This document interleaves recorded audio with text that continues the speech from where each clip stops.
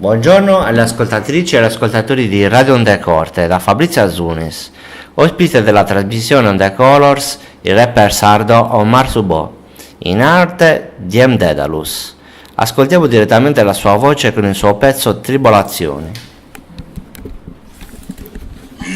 Ehi, menti libere, spente in solitudine, rinchiudervi è possibile, perdervi impossibile, tra le perdite precludervi, volentieri tra i limiti dei sentieri, contro ogni pronostico, volga a mio vantaggio il prossimo, ieri è lontano, rimasto sospeso tra le leve, riserve lontane, giornate malsane, mancate di affetto, come Pinocchio senza geppetto, sporca e strippata, poesia dilapidata, fiumana straripa verso la vita mancata, tribolazioni mentali, canzoni volgari, dolce stil nuovo, lo rinnovo, ora senti di nuovo, voce chiara, mercurio cromo, allontani i batteri dell'anima, Nicola Gratteri, antimafia militante contamina, nascita etnica, risorgimento spirituale e tecnica, memento, tatuaggio tribale, viaggio mentale, mente psicosi, palingenesi e scogliosi, dialettica proverbiale, diluvio universale, Oliviero Bea, multiculturale, Pietro Mennea, giornaliero sul vegliero, scorgo l'ingorgo, salto sopra, piovre Saviano, coraggio italiano, psiconano, craxiano, grillo, signoraggio bancario, grido, passaggio ordinario, sono le confessioni come l'opera, registra queste connessioni mentre logora lo spirito, livido, scorre il brivido, torna al principio come minimo, salgo più in alto binocolo, protocollo dei saggi, sono messaggi da decifrare, decifrali in pace senza venirmi ad urticare, poi un giorno comincerò a spiegare. Omar, la tua musica si sviluppa attraverso la fusione di parole per lo più nate da associazioni mentali istantanee e intorno al concetto di aporia, come di apolidia. Puoi spiegare ai nostri ascoltatori cosa significano queste parole? Buonasera a tutti. Ecco appunto, sia apolidia che aporia sono due espressioni fondamentali, chiavi attraverso la quale ruotano quelli che sono i miei due lavori solista che ho pubblicato appunto attraverso diverse piattaforme musicali che sono disponibili all'ascolto della fruizione di chiunque, come SoundCloud e Bandcamp. Per aporia l'espressione aporia è un'espressione che deriva dal greco e rimanda al concetto che, appunto, come formulato dalla filosofia greca, riporta alla insolubilità di un problema. Di fronte a una questione, a un problema, è possibile avanzare due tesi, per quanto opposte, ma logicamente corrette.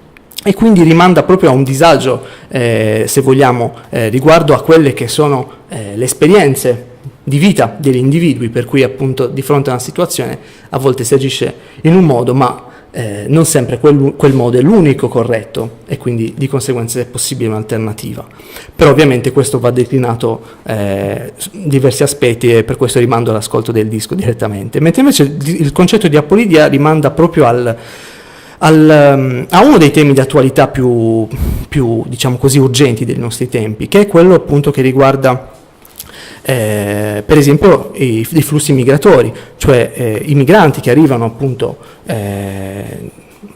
attraverso appunto il viaggio in Europa, privi di un'identità, quindi privi di documenti, quindi una questione materiale, vivono questo disagio, ma essere apolidi, cioè prive di cittadinanza, significa essere anche privati, se vogliamo, di un posto nel mondo, quindi sentirsi, avere un disagio esistenziale, oltre che di conseguenza rimanda a un ambito più dello spirito, che è un ambito strettamente materiale, accompagna questo concetto, perlomeno nella duplice chiave che ho cercato di interpretarlo io, quindi cercare il proprio posto nel mondo, oltre che sentirsi straniero nella propria nazione, quindi prive di cittadinanza. Però, ripeto, è un tema attualissimo che deve essere declinato e anche e soprattutto nell'ambito sociale.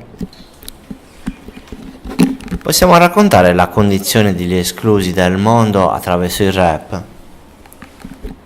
Sì, assolutamente sì, è un po' quello che ho cercato di fare anch'io con la musica. Per esempio, nei miei brani parlo della condizione della popolazione palestinese.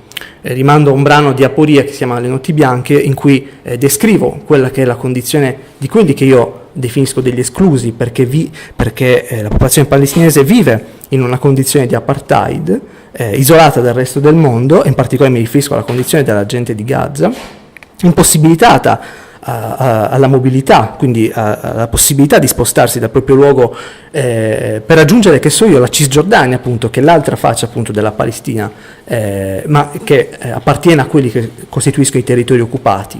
E quindi sì, l'arte come forma di resistenza, e come dice Darwish, se il grado diciamo così di valore di un popolo che vive sotto occupazione è determinato dal grado di resistenza che ha questo popolo rispetto all'occupante, l'arte costituisce uno dei modi migliori per cercare di superare le barriere, i muri, i confini diciamo, che vengono eretti in nome della razza, della superiorità di una civiltà rispetto che un'altra. Quindi l'arte in questo senso ha un valore fortissimo.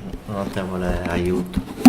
La tua canzone Le luci di Gaza parla delle grida di chi fugge dalle bombe al fosforo lanciate contro la popolazione di Gaza, parla del sorriso dei bambini palestinesi e parla soprattutto di Vittorio Arrigoni, che scriveva sul manifesto durante l'opera di Piombo Fuso.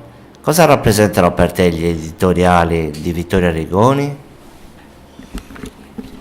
Beh, sono stati una fonte fondamentale, perché il manifesto è l'unico giornale in Italia, nazionale diciamo, che ha sempre dato spazio, e ampio spazio alla questione palestinese. Puntualmente l'editore di Vittorio Arrigoni, che poi sono stati raccolti in un libro dal titolo appunto Restiamo umani, che riprende diciamo così, l'espressione finale con cui Vittorio Arrigoni puntualmente appunto chiudeva i suoi editoriali.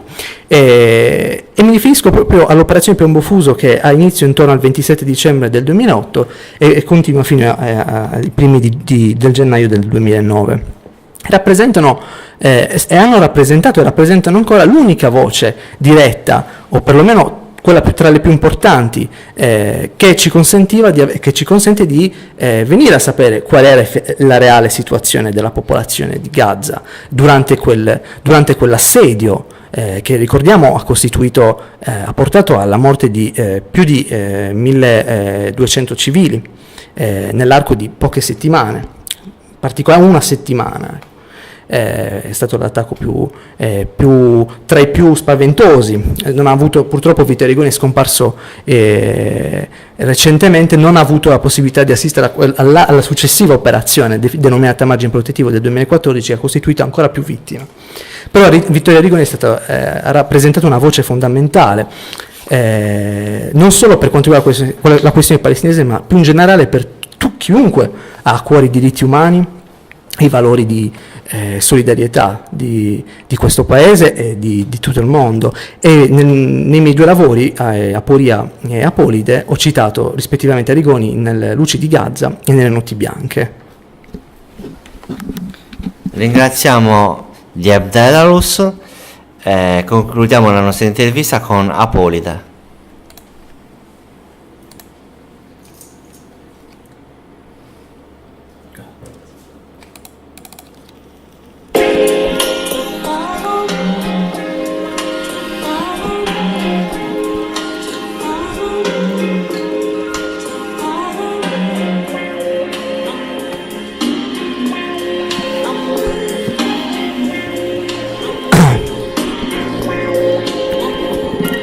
Restando comodi come Apolidi in cerca di eteronimi, copiando gli atti degli apostoli, nascosti come gatti sopra gli alberi, cerchiamo passi morbidi che ci dirigano come versi dettati dall'anima. Parliamo l'alfabeto decifrato come petali, cadiamo sul tappeto ricamato dagli arabi, planato da Cagliari, da un viaggio onirico, visto l'origine dei tempi, dal saggio verso in sillabe sui monti, al ghiaccio che protegge il cuore, preferisco il foro di 1000 parole, come fuoco che fondono l'estintore, trasalire sul verbo, la traviata verdice, cerco i versi per capire cosa vedi, portiamo sonni se li ascolti, traccioline colorate, disegno orizzonti, cantiamo dalle grate, l'alba sulle mine passata se mi ascolti. Siamo come Apolidi, viaggiamo come mobili, quattori senza cittadinanza, straniero nella mia nazione, ne sento la mancanza. Dalla teoria passo alla pratica, la via la scelgo io, è la mia tattica. Prendo la carica, salto dalla macchina, volando come un'aquila diretto verso l'anima. Ora l'ho capito, prima no. Nella notte trasporto le forze, le trasporto con riservo nelle grotte dello spirito. tracciando il filo che ho ricamato dal destino. Poggio i calli delle mani sopra i tagli dei bambini, ne ricalco i sorrisi coi pastelli sopra i fogli. I motivi sono innumerevoli, dei giorni seduti pieghevoli come fogli appassiti pregevoli, come tratti descritti dai poeti dilettevoli, come l'utile. Siamo passati a Sofocle per perderci nel futile, poi sinceri e umili con noi stessi, verisimili in barba ai compromessi, e la fiaba ci parla dei limiti e di come siamo riusciti a capovolgerli, cadute ed errori, ma in quanti pronti ad ammetterli. Scrivo sul foglio vivo un delirio lucido sul bivio come Giacometti. Siamo come Apolidi, attori senza cittadinanza, straniero nella mia nazione, ne sento la mancanza. Dalla teoria passo alla pratica, la via la scelgo io e la mia tattica. Prendo la carica, salto dalla macchina volando come un'aquila, diretto verso l'obiettivo che prima non capivo. I sogni hanno questo di volgare, che tutti sognano. Per creare mi sono distrutto, sono la scena viva sulla quale passano svariati attori che recitano svariati drammi. Scrive Bernardo Soares, eteronimo di Pessoa, ogni parte di noi trova espressione in una forma diversa. Grazie a tutti. Grazie.